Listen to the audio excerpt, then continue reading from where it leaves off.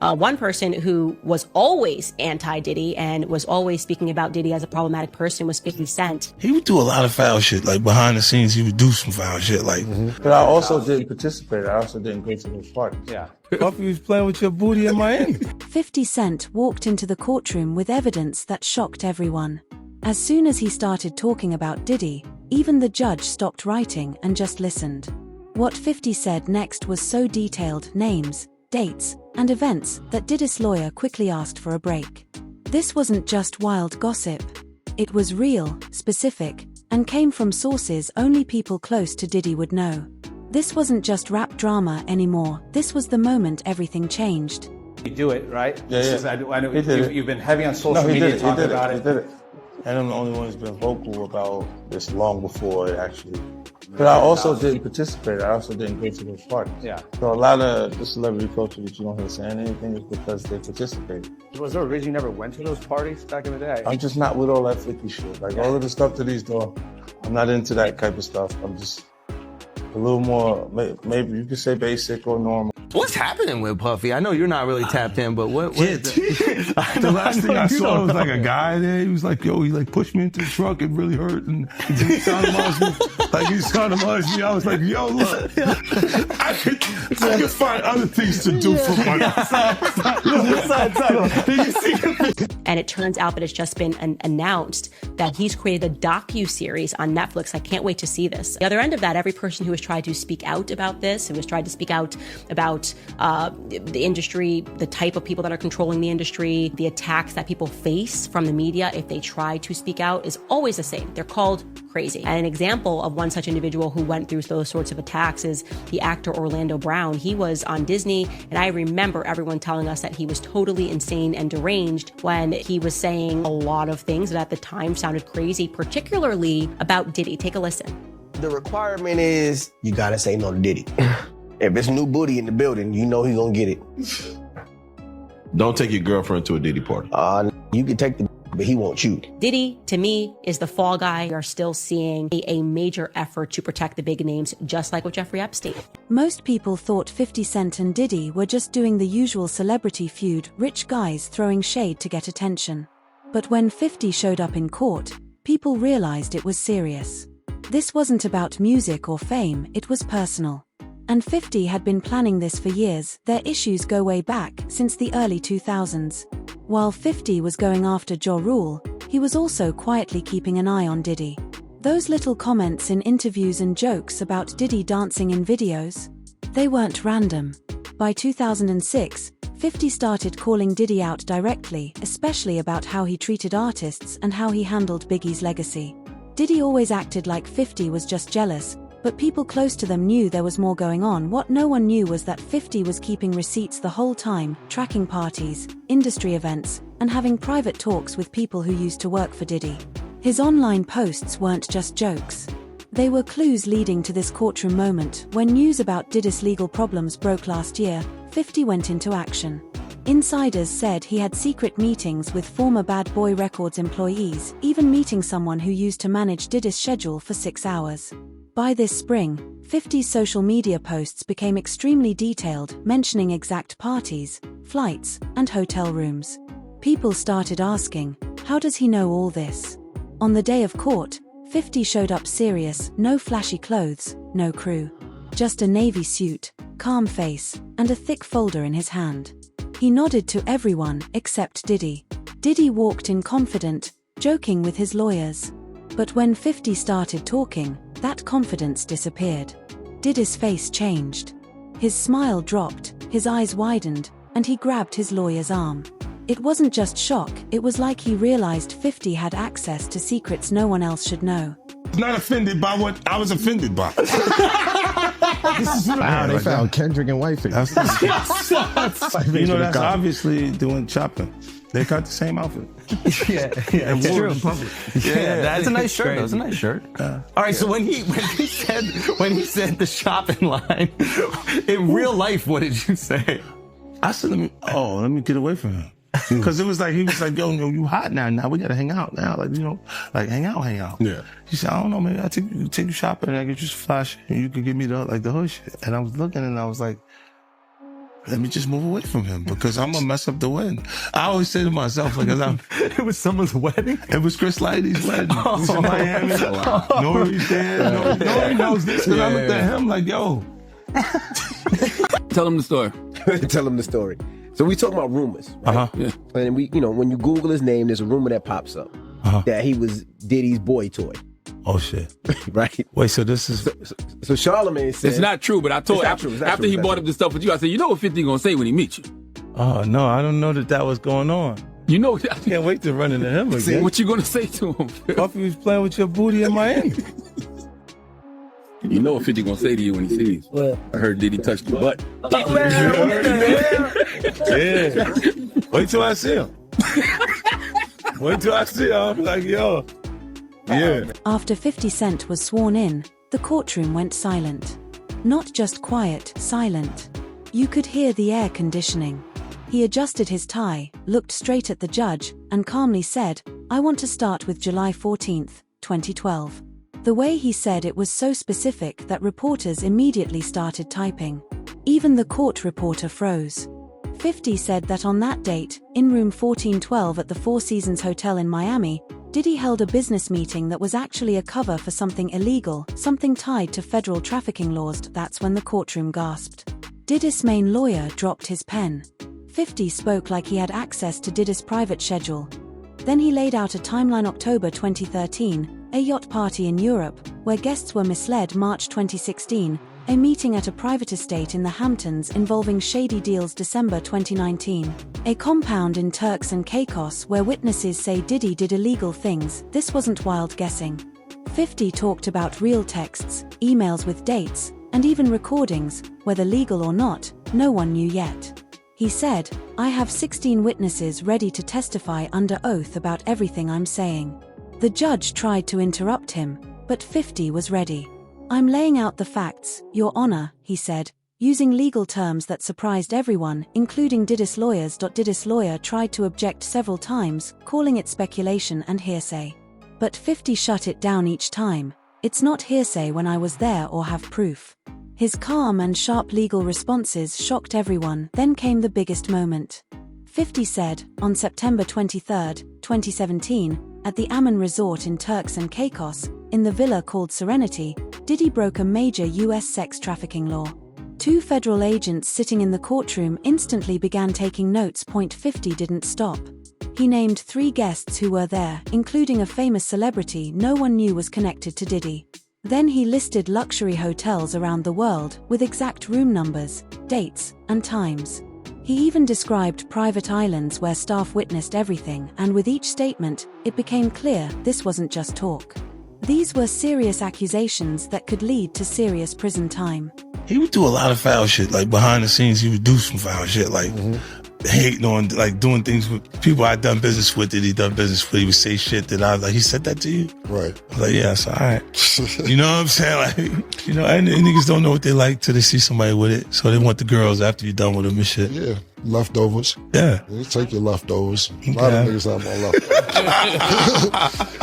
How much is this guy trying to get? I don't know. Like, it's a simple suit situation, but it's like 20 mil, I can say it. You still have to black his face out. You still have to mimic his voice because he's like, but his voice wasn't even that different. And that a little deeper. I was like, almost like, no, that's you, young buck. Yo, I almost felt like it was him. I almost knew who it was. You know what I mean? I was like, nah. Right after 50 Cent finished talking in court, he surprised everyone by opening a folder he had brought with him. Diddy's lawyer quickly jumped up and told the judge they hadn't seen those papers before. The judge looked confused, but 50 calmly said, these are part of my personal testimony. I'm sharing them now as proof for what I've said. The judge agreed, saying 50 could show the documents, but the lawyers could object to anything they didn't like. Diddy's lawyers looked worried. 50 started with phone records, text messages between Diddy and 3 people already being investigated in LA. He said he got them legally from someone included in the group texts. Diddy's lawyer said that wasn't possible, but the judge started reading the messages, and her eyebrows kept going up. Then came photos. People in the courtroom gasped so loudly that the guards had to quiet everyone down. The photos showed Diddy at exact places 50 had mentioned earlier, with dates and times matching perfectly. 50 said the images were from social media before the accounts were deleted, but he saved copies. Next were financial records. 50 had bank statements showing big money transfers between companies with strange names. He explained them one by one, saying things like, "This company sent $2.3 million to a Cayman Islands account on the same day of the party I just described." The judge asked if he had help understanding these records. "Yes, Your Honor," 50 replied. "I had forensic accountants check everything." That's when Diddy's lawyer asked for a break, but 50 wasn't finished. He told the judge, after the break, "I'll show digital messages between Diddy and people now testifying in 3 federal cases." That final comment left everyone stunned. His last piece of evidence included messages from Diddy, suspicious money transfers, and links to major celebrity investigations. Prosecutors looked thrilled. They knew this was huge. You heard what he just said, right? He's like, yo, certain things they let it go by because it's puff. Like they would look, like he would say stuff, but it's like he wasn't like in the closet, he was like in the hallway. Now you see so much shit that you go, wait. No, this was visible, guys. He was in the hallway. We saw the video. It comes out later. You're like, that's not the closet. That's the hallway. He didn't give a fuck. Like, you could tell that he was already... Nah, New Yorkers know. Because when Fab, he was like, yo, Fab, we ain't party. Fab was like, nah, we partying tonight. He's like, no, like, but he didn't party. Yeah. And I'm like, yo, they let that one go? Like, I had to say something about it later because I was like, oh, it was very... The courtroom wasn't just full of lawyers and reporters. Row 3 had Justin Timberlake with his manager, looking more uncomfortable by the minute. Mary J. Blige sat in the back, sunglasses on. Even Rick Ross showed up, surprising, since he's had his own issues with Diddy. Right behind the prosecution sat Cassie Ventura, whose lawsuit started this whole mess at a T first. Celebrities kept straight faces. Timberlake even checked his watch, like he wasn't impressed. But then 50 mentioned that Miami hotel room and everything changed. Timberlake stopped moving. Mary J. took off her glasses. Rick Ross leaned so far forward he almost fell out of his seat. One person really stood out, French Montana. He came to support Diddy, but when 50 named specific parties, French couldn't stop looking at his phone. A courtroom sketch artist said he'd never seen someone so nervous who wasn't actually on trial. French texted non-stop, his fingers were a blur. Ashton Kutcher, who recently defended Diddy in an interview, got up and left after only 27 minutes of 50's testimony and didn't come back.